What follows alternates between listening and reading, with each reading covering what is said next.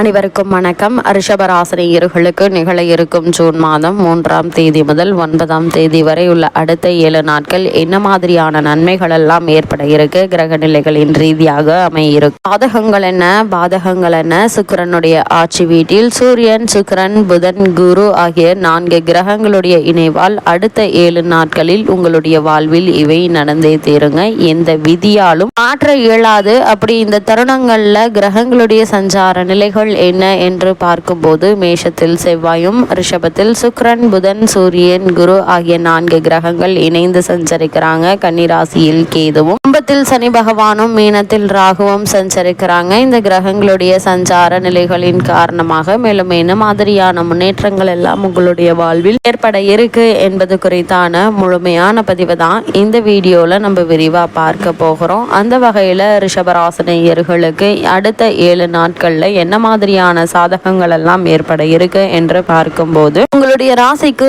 2, 5 புதன் உங்களுடைய ராசியில் இருப்பதால் ஏதோ ஒரு விதத்தில் பணம் வந்து கொண்டே இருக்குங்க. பழைய கடனாக இருந்தாலும் சரி, அல்லது உங்களுக்கு வந்து சேர வேண்டிய பணமாக இருந்தாலும் ஏதாவது ஒரு வகையில் உங்களுக்கு வந்து கொண்டே இருப்பதால பண கஷ்டம் என்பது இந்த வாரத்தில் ஏற்படுவதற்கான வாய்ப்புகள் இல்லைங்க. தெய்வ தரிசனங்கள் கிடைக்க இருக்குது. பெரியோர்களுடைய ஆசை நிறைந்து கிடைக்கக்கூடிய ஒரு வாரமா இந்த வாரம் அமைஞ்சிருக்குதுங்க. காரணம், முக்கிய 4 கிரகங்களான சூரியன், புதன், சுக்கிரன், குரு ஆகிய கிரகங்கள் உங்களுடைய ஜென்ம ராசியில் சஞ்சரிக்கிறாங்க. பிள்ளைகளுடைய நலன் கருதி நீங்கள் எடுக்கக்கூடிய முயற்சிகள்ல வெற்றி கிடைக்க இருக்குதுங்க. குறிப்பா அவர்களுடைய உயர்கல்வி சம்பந்தமாக எடுக்கக்கூடிய முயற்சிகள்ல நீங்கள் எதிர்பாராத வெற்றி கிடைக்க இருக்குதுங்க. பிரபலமானவர்கள் உங்களுடைய முயற்சிகளுக்கு உதவிகரமாக அமைய இருக்கிறாங்க.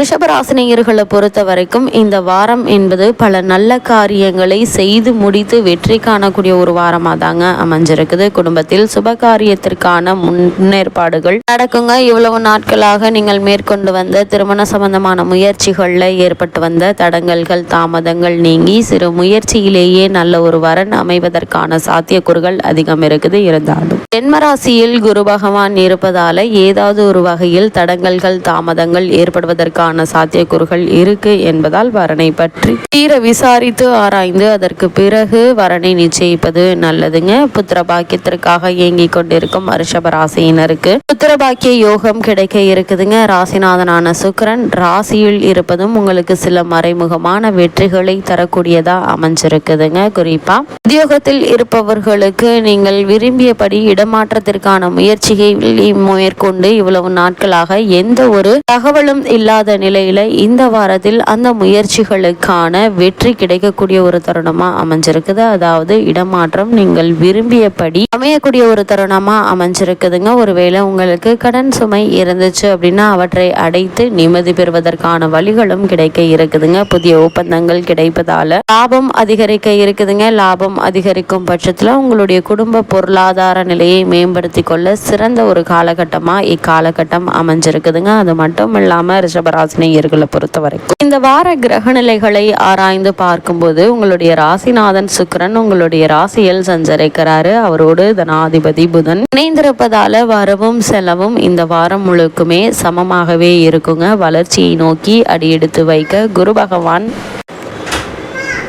ரிஷபராசினியர்களை பொறுத்த வரைக்கும் இந்த வாரத்தில் குரு பகவானுடைய சஞ்சாரம் உங்களுக்கு கை கொடுக்கும் விதமாக அமைஞ்சிருக்குதுங்க. ஜென்ம குருவாக இருந்தாலும் அவருடைய பார்வை உங்களுடைய ராசிக்கு 5, 7, 9 ஆகிய இடங்களில் பதிவதால பூர்வீக சொத்து தகராறுகள் அகன்று உங்களுக்கு கிடைக்க வேண்டிய பூர்வீக சொத்துகள் உங்களுக்கு கிடைப்பதற்கான வாய்ப்புகள் அதிகம் இருக்குதுங்க. பாக பிரிவினைகள் சுமூகமாக முடியுங்க. ஜென்ம குருவிற்குரிய வழிபாடுகளை மேற்கொண்டால் நன்மைகள் அதிகம் கிடைக்கும். ரிஷபராசினியர்களை பொறுத்த வரைக்கும் உங்களுடைய ராசிநாதனான சுக்கிரன் உங்களுடைய ஜென்ம ராசியில் சஞ்சரிப்பதால் என்ன மாதிரியான நன்மைகள் எல்லாம் ஏற்பட இருக்கு என்று பார்க்கும்போது, உங்களுடைய ராசிநாதனாகிய சுக்கிரன் 6ஆம் இடத்திற்கும் அதிபதியாகவும் விளங்குகிறாருங்க. உங்களுடைய ராசிநாதன் உங்களுடைய ராசியிலேயே சஞ்சரிப்பது யோகம் என்று தாங்க சொல்ல வேண்டும். இருந்தாலும் கூட உங்களுடைய ராசிக்கு பகை கிரகமாக விளங்கும் குரு பகவான் அவரோடு இணைந்திருப்பதால் திடீரென சில பிரச்சனைகளை சந்திக்க வேண்டிய ஒரு சூழ்நிலையும் இருக்குதுங்க. மனக்குழப்பம் அதிகரிக்கும். அதிகரிக்குங்க. குறிப்பாக திருமணம் சம்பந்தமான முயற்சிகளை நீங்கள் மேற்கொள்பவர்களாக இருந்தீங்க அப்படின்னா அந்த முயற்சிகளில்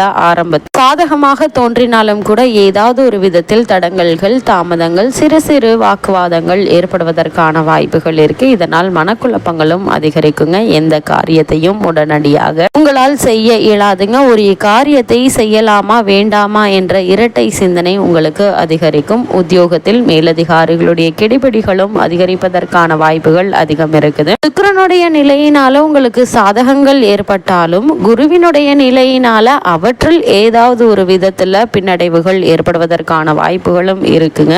அதனால் எந்த ஒரு செயலை செய்வதாக இருந்தாலும் யோசித்து சிந்தித்து பொறுமையாகவும் நிதானமாகவும் மேற்கொள்வது மிக மிக நல்லது. சக பணியாளர்களாலும் கூட ஒரு சில தொல்லைகள் உண்டாகலாம் என்பதை சுக்கிரன் மற்றும் குருவினுடைய நிலை உங்களுக்கு அறிவுறுத்துதுங்க. புதன் பகவானை பொறுத்த வரைக்கும் புதன் உங்களுடைய ராசியில் சஞ்சரிக்கிறாரு. குறிப்பா உங்களுடைய ராசிக்கு 2 மற்றும் 5 ஆகிய இடங்களுக்கு அதிபதியானவர் புதன். தன பஞ்சமாதிபதி உங்களுடைய ராசியில் சஞ்சரிக்கும் போது தேவைக்கு ஏற்ப பணம் வந்து கொண்டே இருக்குங்க. தெய்வ தரிசனங்கள் திருப்தி தரும் விதம் அமையுங்க. தெய்வ தரிசனங்கள் திருப்தி தரும் விதம் அமையுங்க. பிள்ளைகளுடைய எதிர்கால நலன் கருதி எடுத்த முயற்சிகள்ல சிறு முயற்சியிலேயே வெற்றி கிடைக்க இருக்கு. பிரபலமானவர்கள் உங்களுக்கு பின்னணியாக இருந்து பல நல்ல காரியங்களை முடித்து கொடுப்பாங்க. குடும்பத்தில் மங்கள ஓசை கேட்பதற்கான அறிகுறிகள் தென்படுங்க. அதற்கான முயற்சிகளை மேற்கொண்டு வரும் ரிஷபராசியினருக்கு திருமண முயற்சிகள்ல சிறு சிறு தடங்கல்கள், தாமதங்கள் ஏற்பட்டாலும் கூட உங்களுக்கு வெற்றி கிடைத்து விடுங்க. இருந்தாலும் ஜென்மத்தில் சுக்கிரன், குரு ஆகிய 2 கிரகங்களும் இணைந்து சஞ்சரிப்பதால்